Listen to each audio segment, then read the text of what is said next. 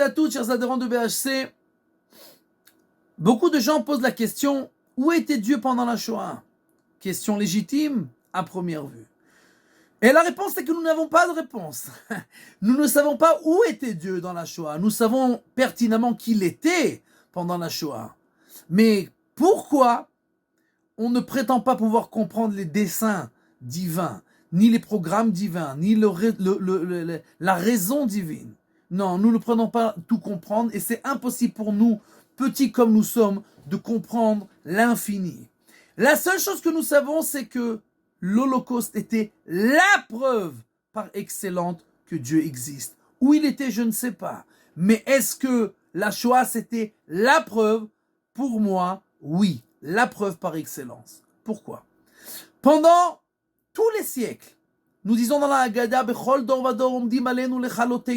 dans toutes les générations, on a voulu nous décimer, on nous a tués, on nous a brûlés, on nous a poursuivis, on nous a fait des pogroms, on nous a assassinés, on nous a fait des choses terribles.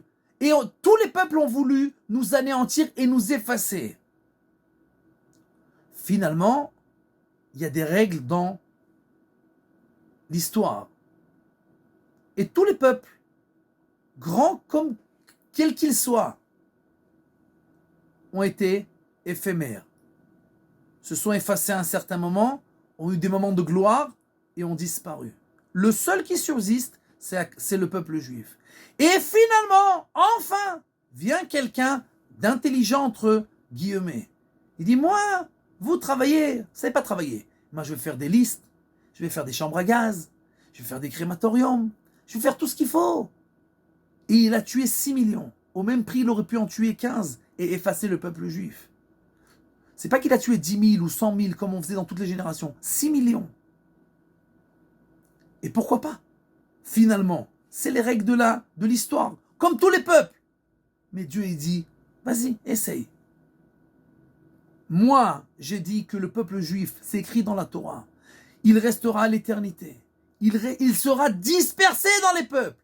Il sera toujours un petit peuple. Mais il restera éternel. Comment c'est possible? C'est contre toute logique. Et dispersé, et en petit nombre, et poursuivi, et il restera.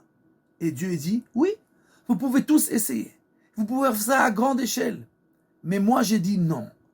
Que le peuple juif restera éternel. Et non seulement ça. Après que vous allez faire tout ce que vous voulez pour l'effacer, non seulement il ne va pas s'effacer, mais il reviendra à sa terre. Et il commencera à vivre librement sur sa terre. Et ça, c'est la preuve par excellence que Dieu est avec le peuple juif.